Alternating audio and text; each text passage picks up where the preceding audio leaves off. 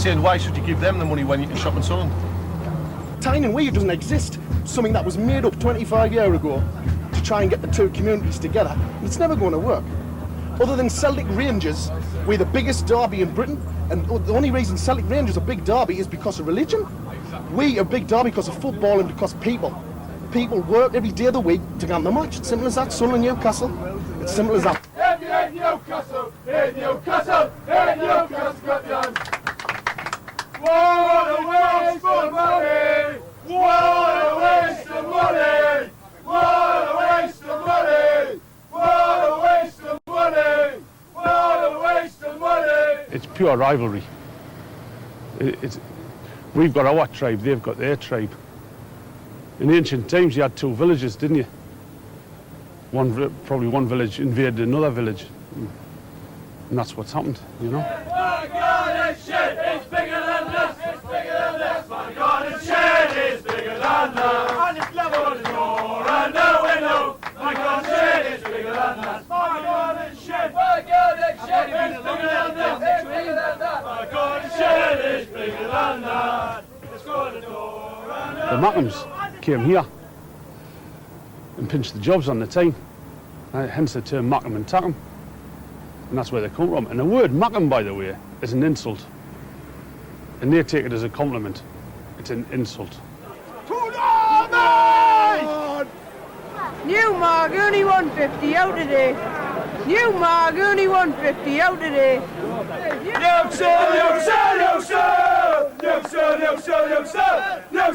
Newcastle! I don't think around the country people realise what this means to everybody around here. They honestly don't. This is our life. It honestly is. Ours and I'll give you the Geordies are exactly the same. It's their life. Nobody can go to work because there's so many mixed communities everywhere. You've always going to get a mix of supporters working in certain businesses and whatever. I prefer to work with Newcastle fans all the time, but obviously the way the situation is, you've got to work with these people. You know, they come over here and they pinch my jobs, so somebody's got to give them a job. It could get aggressive, but years ago, when we were younger, I think with the low temperance level that I probably had then, I think if Sunderland beat Newcastle and you come to work on a Monday, I think I might have swung for him. I think, you know, if he started riling us, but you get a bit older, you calm down a bit, but it's still there. You still hate them. You still hate them. That goes without a doubt. Actually, on the day, I think I could still swing for him. That's the way it is. That's the way I feel.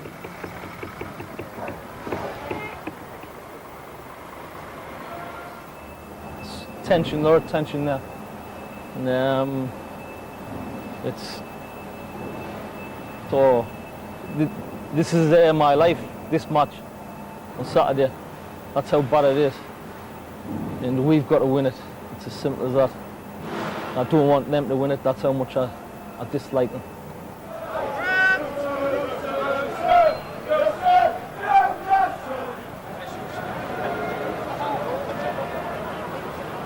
I wouldn't speak to him on Derby Day. Have I seen him walking up the match on Derby Day? No, I wouldn't even look at him because he'd have his red and white top on. So I think if somebody jumped on him, I would help him out. I'd give him 10 pence to phone an ambulance.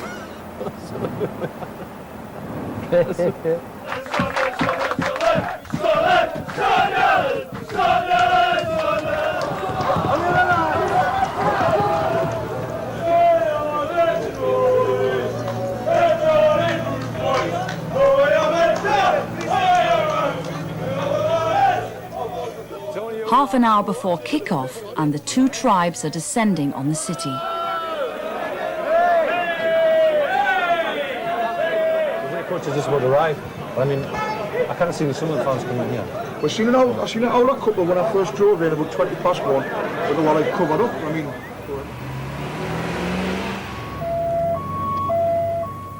The police want to keep rival fans apart. There's anxiety when some Sunderland fans are found unescorted in the city centre. A minibus being stopped on Blenheim Street with a whole lot of Sunderland supporters in it. They were trying to get out of the bus and go into the city. He's managed to stop that and escort them to the ground where they're now safely going to where they should be.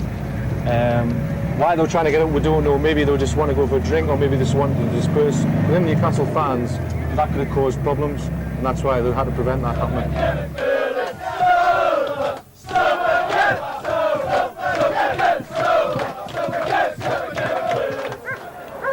300 police officers are on the street today, and it's not just fans they're trying to segregate. This previously unbroadcast footage shows how before last February's derby, police intercepted a van load of hooligans travelling to Sunderland. These people aren't just fans, they're intent on organising trouble. They play a cat and mouse game with us around the town. We attend, sort of follow them and try and split them up, make sure that nothing occurs, and we go to various pubs and locations that we know they frequent. They don't actually go to the ground, they're just here to play a game with the police and with their other counterparts from Sunderland. Today the hooligans are kept at bay. What's on show are high spirits.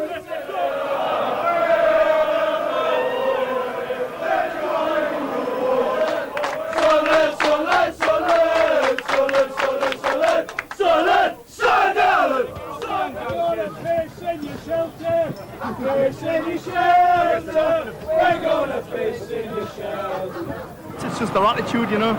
They don't know they're none of the superior as us. It's as simple as that. 2-0 today. 5-0. It's life or death, that's it. We've just got to win a day. Revenge for last year, like. Bit nervous, but hopeful. Yeah. Fingers crossed we can do them more than something off last year, like, so 3 points. Oh, we're going to stuff them today. We'll be spot on. 3-1. I've been coming since 1953, and they get special every year. More and more intense every year.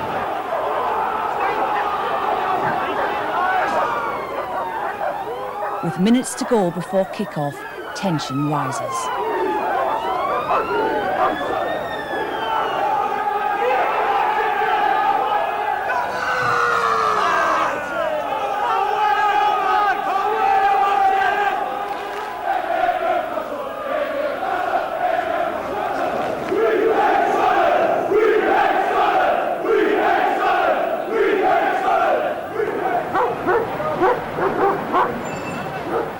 The inside of St James's Park police station is the nearest some will get to the match.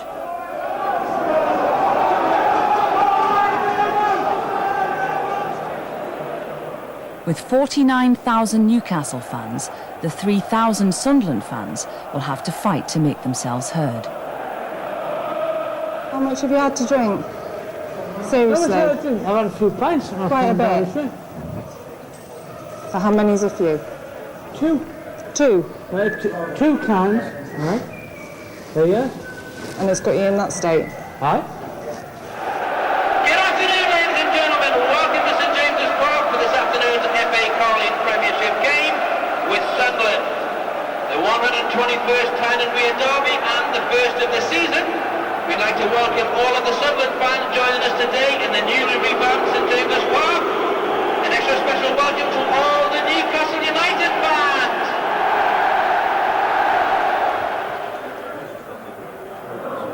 Well, the fans, for a game like this, I mean, the spirits are very high. I mean, intense rivalry. It's games that they've been waiting to happen for a long time. And of course, because of the intense rivalry, or I would possibly say hatred in some respects with regards to Newcastle and Sunderland, that can sometimes spill over. That said, despite all that at the moment, there haven't been any major problems. There have been some arrests, mainly to do with drunkenness, 1 or 2 for public order, but the numbers at the moment are relatively small, but obviously the game's only just kicked off and there's time yet. A gathering in the middle, the black and white stripes, and it's off the post,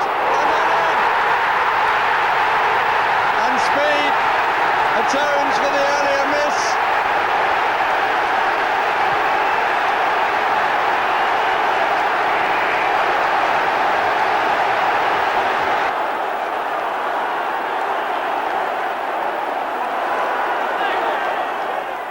At half-time and 1-0 down, Sunderland are beginning to feel the pressure.